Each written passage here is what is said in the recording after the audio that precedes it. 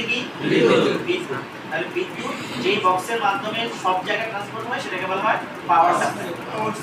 এই পাওয়ার সাপ্লাইটা থাকে হলো কম্পিউটারের এই যে বক্সটার ভিতরে, এখানে পিছন দিক দিয়ে থাকে আমাদের এই যে এটা আমরা এখন দেখছি, এই যে এটা একটু দেখান, এখানে হলো এটা হলো পাওয়ার সাপ্লাই, এটা উপরে এখানে যে কেবলটা আমরা এখানে দেখেছি, দেখছেন আপনারা? এই কেবলটা হলো পাওয়ার কেবল। কি কেবল?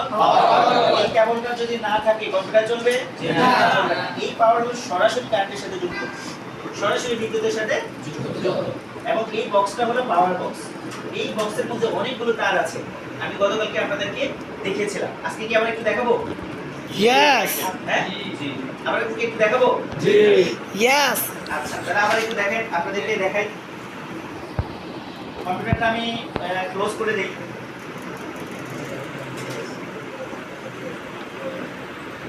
এই জিনিসটা আসলে কিছু বিষয় আছে, এগুলো এখন না দেখলেও আপনাদের চলবে, তারপর আমি বেসিক দেখাই দিচ্ছি। গতকালকে